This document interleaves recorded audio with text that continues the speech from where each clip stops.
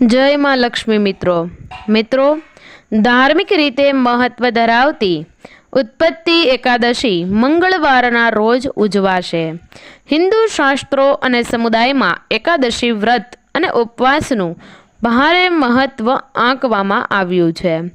હિન્દુ વર્ષમાં 24 એકાદશી આવે છે। જો અધિક માસ હોય તો 26 એકાદશી આવે છે। લોકો આ દિવસે ઉપવાસ કરતા હોય છે, પરંતુ ઘણા ઓછા લોકોને ખબર હશે કે એકાદશી એ દેવીનું નામ છે। તો આજે આપણે જોઈશું અને જાણીશું કે દેવી કોણ હતા અને એ દેવી શું છે અને આ દેવી જે છે તેનામાંથી શું મહત્વ છે કે એનામાંથી આજે ઉત્પત્તિ એકાદશીનું નિર્માણ થયું છે।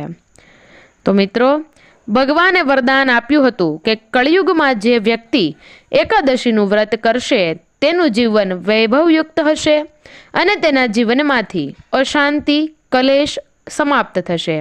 તો મિત્રો, કેવી રીતે આપણે આ એકાદશીનું વ્રત કરવાનું છે અને તેની પૂજા કઈ રીતે કરવાની છે તે વિશે વાત કરીએ તો મિત્રો, સર્વપ્રથમ આપણે જોઈશું કે પૂજા વિધિ કઈ રીતે કરવાની છે। સ્નાનાદિક કર્મ કરી શ્રી હરિની વિધિ વિધાનથી પૂજા કરી ઘીનો દીવો પ્રગટાવો, ચંદનનો ધૂપ કરી ગલગોટાના પીળા ફૂલ ભગવાનને અર્પણ કરો, ભગવાનને ભોગ ધરાવી અને ચંદનની માળાથી આ મંત્રનો જાપ કરો। મંત્રો મિત્રો આ પ્રમાણે છે: ઓમ મુરા રાતયે નમઃ, ઓમ મુરા રાતયે નમઃ। મિત્રો, ઘરની શાંતિ માટે શ્રીહરિ સમક્ષ ગુગળનો ધૂપ કરવો અને શ્રીહરિને ચડાવેલા ચંદનનું તિલક પોતાના કપાળે કરવું, બ્રાહ્મણને પોતાના યથાશક્તિ મુજબ દાન કરવું। હવે આપણે કથા સાંભળીશું। જય માં લક્ષ્મી મિત્રો, આજે આપણે સાંભળીશું ઉત્પત્તિ એકાદશીની વ્રત કથા।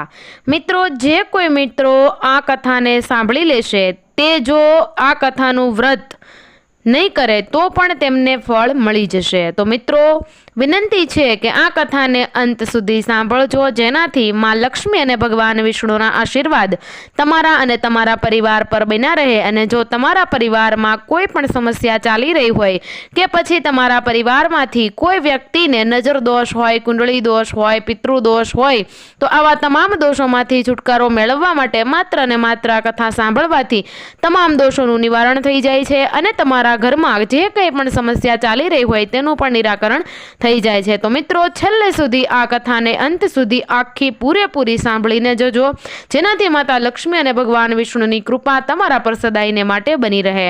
તો ચાલો મિત્રો, શરૂ કરીએ આપણે ઉત્પત્તિ એકાદશીની વ્રત કથા। પ્રાચીન સમયની વાત છે। સતયુગમાં મૂર નામનો દાનવ હતો। એ કાળ રૂપધારી દુરાત્મા મહાસુરે ઇન્દ્રને પણ જીતી લીધો હતો। એ ઘણો અદ્ભુત, અત્યંત રૌદ્ર તથા દેવતાઓ માટે ભયંકર હતો। બધા દેવો એનાથી હાર પામતા। એમને સ્વર્ગમાંથી હાંકી કાઢવામાં આવ્યા હતા। હાર પામતા દેવો શંકાશીલ તથા ભયભીત થઈને પૃથ્વી પર વિચર્યા કરતા હતા। એક દિવસ બધા દેવો મહાદેવજી પાસે ગયા। ત્યાં ઇન્દ્ર ભગવાન શિવ સમક્ષ સર્વ વૃતાંત કહી સંભળાવ્યું। ઇન્દ્ર બોલ્યા, મહેશ્વર, આ દેવો સ્વર્ગલોકથી ભ્રષ્ટ થઈને પૃથ્વી પર વિચરી રહ્યા છે। મનુષ્ય સાથે રહેવું અમને શોભતું નથી। દેવ, કોઈ ઉપાય બતાવો। દેવતાઓ કોનો સહારો લે? મહાદેવજીએ કહ્યું કે દેવરાજ, જ્યાં બધાને શરણ આપનારા, બધાની રક્ષામાં તત્પર રહેનારા જગતના સ્વામી ભગવાન ગરુડધ્વજ બિરાજમાન છે ત્યાં જાઓ। તેઓ તમારા સૌનું કલ્યાણ કરશે। ભગવાન શ્રી કૃષ્ણ કહે છે કે યુધિષ્ઠિર, મહાદેવજીની વાત સાંભળીને પરમ બુદ્ધિમાન દેવરાજ ઇન્દ્ર બધા દેવો સાથે ત્યાં ગયા। ભગવાન ગદાધર ક્ષીરસાગરમાં વિશ્રામ કરી રહ્યા હતા। એમના દર્શન કરીને ઇન્દ્રે હાથ જોડીને એમની સ્તુતિનો આરંભ કર્યો। ઇન્દ્ર બોલ્યા કે દેવ, આપને નમસ્કાર છે। દેવ, આપ જ પતિ, આપ જ મતિ અને આપ જ કર્તા અને આપ જ કારણ છો। આપ જ સૌની માતા અને આપ જ આ જગતના પિતા છો।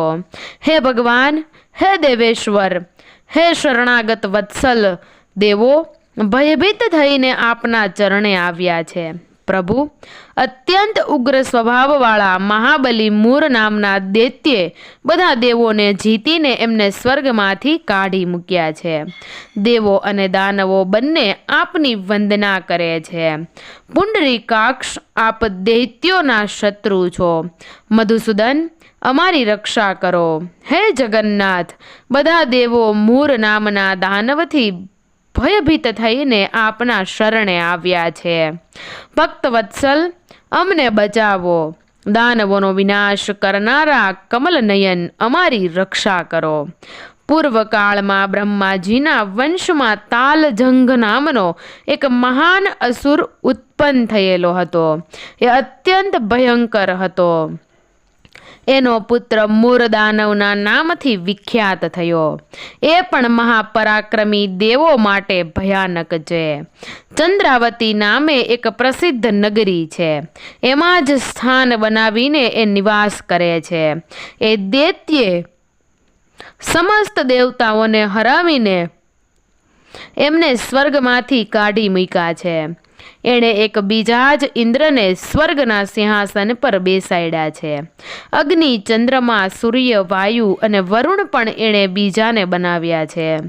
જનાર્દન, હું સાચી વાત કરી રહ્યો છું. એણે દેવોના બધા જ સ્થાનોને બીજાને આપી દીધા છે.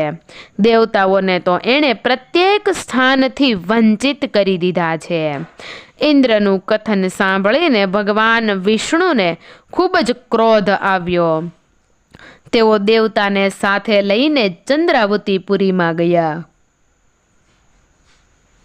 અને ત્યાં એમણે જોયું કે દૈત્યરાજ વારંવાર ગર્જના કરી રહ્યો છે અને એનાથી ભયભીત થઈને બધા જ દેવો દસેય દિશાઓમાં ભાગી રહ્યા છે. ભગવાન વિષ્ણુને જોઈને દાનવ બોલ્યો, ઊભો રહે, ઊભો રહે. એનો આ પડકાર સાંભળી ભગવાન નેત્રો ક્રોધથી લાલ થઈ ગયા. તેઓ બોલ્યા કે અરે દુરાચારી દાનવ, મારી આ ભુજાઓને જો. આમ કહીને શ્રી વિષ્ણુએ પોતાના દિવ્ય બાણોથી સામે આવેલા દુષ્ટ દાનવોને મારવાનું શરૂ કર્યું. ત્યાર પછી શ્રી કૃષ્ણએ દૈત્ય સેના પર ચક્રનો પ્રહાર કર્યો. એનાથી છિન્ન ભિન્ન થલ ને સંકળો યોદ્ધાઓ મોતના મુખમાં ચાલ્યા ગયા. ત્યાર પછી ભગવાન મધુસૂદન બદ્રિકાશ્રમ ચાલ્યા ગયા. ત્યાં સિંહાવતી નામની ગુફા હતી. એ 12 યોજન લાંબી હતી. એ ગુફાને એક જ દરવાજો હતો. ભગવાન વિષ્ણુ એમાં જ સૂઈ ગયા. દાનવે પણ ગુફામાં પ્રવેશ કર્યો. ત્યાં ભગવાન સૂતેલા જોઈને એને ઘણો હર્ષ થયો, ઘણી ખુશી થઈ અને ત્યારબાદ તેમણે વિચાર્યું કે આ દાનવોને ભય પમાડનાર દેવ છે. આથી વહેલી તકે એમને મારી નાખવા જોઈએ. દાનવ આમ વિચારતો જ હતો ત્યાં જ ભગવાન વિષ્ણુના શરીરમાંથી એક કન્યા પ્રગટ થઈ. એ ખૂબ જ રૂપવતી, સૌભાગ્યશાળી તથા દિવ્ય અસ્ત્ર શસ્ત્રથી યુક્ત હતી. એ ભગવાનના તેજના અંશમાંથી ઉત્પન્ન થઈ હતી. એનું બળ અને પરાક્રમ ખૂબ જ મહાન હતું. દાનવરાજ મૂરે એક કન્યાને જોઈ અને કન્યાએ યુદ્ધનો વિચાર કરીને દાનવને યુદ્ધ માટે પડકારીને યુદ્ધ છેડ્યું. કન્યા બધા પ્રકારની યુદ્ધ કળામાં હોશિયાર હતી. એ મૂર નામનો મહાન અસુર એના હુંકાર માત્રથી રાખનો ઢગલો થઈ ગયો. દાનવના મરી ગયા પછી ભગવાન જાગી ઉઠ્યા. એમણે દાનવને ધરતી પર પડેલો જોઈને પૂછ્યું કે મારો શત્રુ અત્યંત ઉગ્ર અને ભયંકર હતો. કોણે આનો વધ કર્યો છે? તમારા આ કાર્યથી 3 લોકના મુનિઓ અને દેવો આનંદિત થયા છે. આથી તમારા મનમાં જે રુચિ હોય એ પ્રમાણે વરદાન માગો. દેવ દુર્લભ હોવા છતાં એ વરદાન હું તમને આપીશ. એ કન્યા સાક્ષાત એકાદશી જ હતી. એણે કહ્યું કે પ્રભુ, જો આપ પ્રસન્ન છો તો હું આપની કૃપાથી બધા તીર્થોમાં મુખ્ય, સમસ્ત વિઘ્નોનો નાશ કરનારી તથા બધા પ્રકારની સિદ્ધિ આપનારી દેવી થાવ.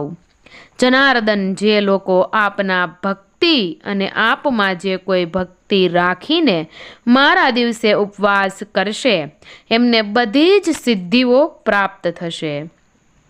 માધવ, જે લોકો ઉપવાસ, એકટાણું અથવા ફક્ત ભોજન કરીને મારા વ્રતનું પાલન કરે એમને આપ ધન, કર્મ અને મોક્ષ પ્રદાન કરો. આવું વરદાન પામીને મહાવ્રતા એકાદશી ખૂબ જ પ્રસન્ન થઈ. બંને પક્ષોની એકાદશી સમાન રૂપે કલ્યાણ કરનારી છે. એમાં શુક્લ અને કૃષ્ણનો ભેદ ન કરવો જોઈએ. જો ઉદયકાળમાં થોડી એકાદશી, મધ્યમાં આખી એકાદશી અને અંતે કદાચ 13 હોય તો એ ત્રિસ્પર્શા એકાદશી કહેવાય છે. એ ભગવાનને ખૂબ જ પ્રિય છે. જો એક ત્રિસ્પર્શા એકાદશીનો ઉપવાસ કરી લેવામાં આવે તો 1000 એકાદશીનું ફળ પ્રાપ્ત થાય છે. અષ્ટમી એકાદશી, ષષ્ઠી, તૃતીયા અને ચતુર્દશી એ જો પૂર્વ તિથિથી બંધાયેલી હોય તો એમાં વ્રત ન કરવું જોઈએ. પરિવર્તિની તિથિથી મુક્ત હોય ત્યારે જ એમાં ઉપવાસનું વિધાન છે. પહેલા દિવસે દિવસમાં અને રાતમાં પણ એકાદશી હોય તથા બીજા દિવસે માત્ર સવારે એક પ્રહર એકાદશી રહે છે. મિત્રો, આ થઈ આપણે ઉત્પન્ના એકાદશીની સંપૂર્ણ કથા. હવે આપણે જોઈશું કે ઉત્પત્તિ એકાદશીની કથા બાદ તમારે કયા કયા ઉપાયો કરવાના છે. આ કથા સાંભળ્યા બાદ મિત્રો, આ એક ઉપાય છે.